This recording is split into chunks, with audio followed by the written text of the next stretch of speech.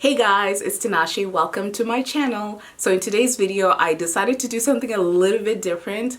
I decided to share with you guys why our 16-month-old has never actually slept in a crib before.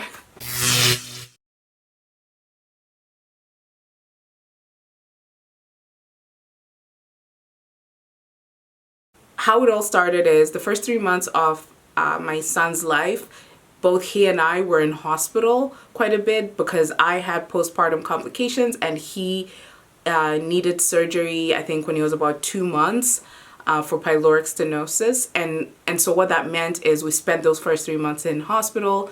That had a great impact on, I guess, the maybe decisions around sleep and whatnot, because we were hardly home, it felt like. And so yeah, so really our decisions about sleep kind of started at month 4 when we were all settled back at home and medically speaking things were quote unquote as normal as could be. So up until that point, I should mention that when we're not in hospital and certainly throughout the first, I don't know, 8 months of his life, we co-slept. So we slept in the same bed for the first 8 months, or maybe even 9 months, I think 8 months. And I guess my philosophy was just purely based on what I felt was the best thing for me as a mom, and then also informed by my cultural sort of influences. I should also say that I know that when it comes to co-sleeping or bed sharing, it's not necessarily a practice that's positively looked upon in this part of the world. I live in North America, but for us, this was a decision that worked for us, and it was safe co-sleeping, and I won't get into it. So now when it came to about 8 months, as our kid got bigger and was moving, he got mobile really quickly, and he was a pretty big baby. He's always been sort of in the 99th percentile and beyond, really, for both height and weight. And also his gross motor skills have always been pretty developed, like ahead of his peers. So meaning he started to walk pretty early, like at 9 months he was walking, and he was pretty steady as a walker, like not like jiggling and but he was also very chubby, so only heaven knows how that happened. But point is that he was mobile, and the more he became mobile, the more obviously the concept of bed sharing was not something that we should stay doing. So once he started crawling, I immediately knew that it was time to kind of rethink and think about, how this sleeping is going to happen. So I think at about 7 months or 8 months, I think 7 months is when we started testing it out. I should say we had a crib my husband had set up in our son's room, and that crib, I think I just got it as a, okay, this is what happens in Canada, babies sleep in the crib and stuff. But I don't know, it always felt really weird to me, the concept of like putting your kid in a crib. No judgment to other people, because I know that cribs are fantastic. I know some research actually says you should keep your kid in a crib for up as long as possible because it helps them to sleep better. But it did not work for our son. Like, we tried getting him to sleep in a crib during nap times a couple of times, and then I think 2 or 3 times we did the crib at night, but it never worked out for us. At his daycare, however, he did sleep, or he does sleep in a play yard, which is a netted thing, which I'm more comfortable with because he doesn't bang his head. One of the things that happened with him was every time he was in his crib, he would always bang his head. He would always get up and bang his head, and he was, just totally not comfortable. And I think part of it is that he had been used to sleeping in an open bed, so co-sleeping or bed sharing, and then he's moving to this sort of caged environment. So maybe that's why he wasn't necessarily comfortable in the crib, and so obviously his discomfort made me uncomfortable, and therefore I just ditched the crib. Okay, floor beds. Floor beds are not necessarily a Montessori thing, even though a lot of Montessori followers tend to have floor beds. I should obviously point out that obviously when it comes to floor beds or sleeping on the floor, it's always been a part of so many cultures around the world and practices of people to sleep with their children and for themselves to even sleep on the floor. So it's something that tends to be attributed to Montessori, but it's not necessarily Montessori, if you know what I mean. We made a decision to have a floor bed. Initially, I started off by putting his crib mattress onto the floor and in his room, and I started that way, and he slept like a charm, and he loved it, and I loved it because it allowed me to sort of snuggle with him when I wanted to or when he wanted to. It worked out for us. So at that point, when I saw that he's happy with the floor bed situation, I got him a twin bed, and so that's the arrangement he has right now. I'll show you guys what the current setup looks like in a minute, because I'm actually in the process of redoing his room, which I haven't done in, I don't know, 6-7 months maybe now. So the twin bed has really worked out well for us, and he loves sleeping in it. I love it. And that's why he doesn't sleep in a crib, because in our case, it's working really well, and I'm not about to change that. Now, as we stand, he's 16 months and has been sleeping through the night, and we are very we're happy with his sleeping habits now. Yeah, so he has a pretty good sleep routine, and he's pretty independent in general, and maybe I'll do more videos to talk about how that's been going and some of the things that we do to support him in developing his independence. But he understands when it's time to sleep. He has his routine. He doesn't cry about it. Everything's great. I know that sounds a little crazy, but that's actually the reality of it all. He takes his doll and goes to bed, and we say goodnight and leave. And then sometimes he might explore in his bed. So he might play with his nightlight. He might get out of the bed, which he doesn't do anymore.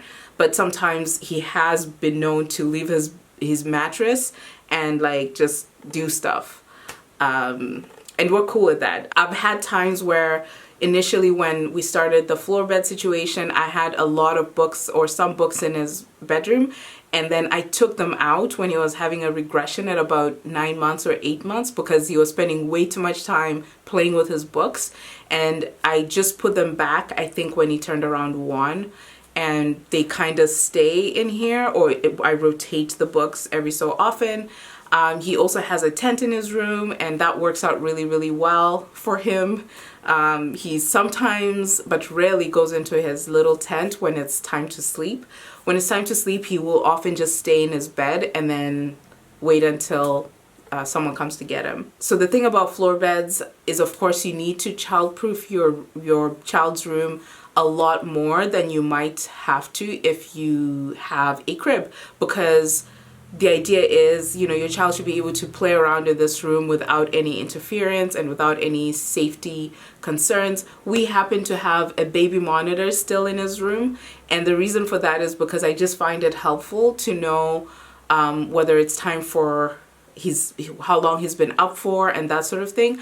I hope to not have it for long, because I kind of find it a little panopticon-ish, like it's like a spy device, and there's something about that I want him to kind of grow up knowing that he has the right and the space to do, you know, what he wants in his room without any spying. But I think right now it's still okay.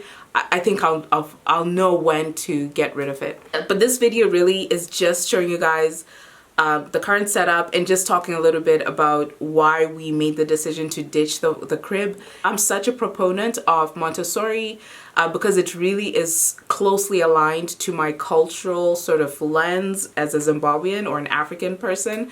And so it just made sense, and a lot of the things we do at home and the way I chaperone him through his life so far has been inspired heavily by obviously my culture, and my husband is white Canadian, and so of course we always talk about the compromise, and that's a whole video we can do about that. But he's been really supportive in letting me sort of lead in terms of some of these decisions about sleep and baby stuff. Yeah, so I'll show you very quickly. His room is not in the best state, but in a way I kind of want it to look this way, because by the time I'm done with his room, I want to be able to do a tour and show you guys what I have done. So this is the bed that he sleeps in. It is an IKEA bed. I'll put the link in the description bar below, but it's actually a bunk bed. However, we turned it into a floor bed. So right at the bottom here are the sluts that the bed came with. So these wooden things that you have in a bed. It allows the mattress to not be on the ground. I also aerate the mattress once a week just to make sure that it stays dry. The mattress also has a cover, a mattress cover that's full, like, so meaning it goes all the way to the bottom. So it's actually kind of like an insert that you have to insert the mattress in. And yeah, it works really well. I didn't decorate it much. I just have his name up there and a couple of clouds. But I will be redoing a lot of things in this room because he's now getting older. The other thing that's probably unpopular is I have a number of pillows in this bed. I hope to change that soon and just get him like 2 body pillows. So this is a pregnancy pillow. I started using this pregnancy pillow there because he would, I guess, fall off the bed quite a bit before I started using it. And so even though, you know, some people don't feel comfortable using pillows in a baby's room, I have found it pretty successful that way. I do want to switch these pillows out, so you'll see in his mini room makeover, I'll show you guys what I end up going with. To avoid your baby from falling over or falling out of bed, getting a pool noodle works for some babies, but I guess for bigger babies it doesn't really work. So that's why I use this pregnancy pillow. So yeah, that is the entirety of the bed. I will do another video when I set it up and, you know, spruce up his room. The other thing I should mention is this bed is a bunk bed, and so it actually comes with a full, obviously the full frame, but I removed one side, so the stair side of the bed, because at the time we just found it unnecessary, especially when he was younger. He would always, my husband is 6'4" or something like that, and so he would always bump his head when he puts him down and stuff. But now that Bo gets into bed by himself and is able to do all those things, and has been for a while, I really should put back the bed, the side of the bed, because it might help him to just stay intact and nobody has to put him in bed now. So yeah, so I'm going to end this video now. I hope you found this useful and I hope you found it interesting. If you did, please thumbs it up. It really helps my videos, and if you'd like to see more of these videos, leave a comment and I'll do more Montessori videos. Otherwise, I'll end this video now and I'll see you guys in the next one. Bye!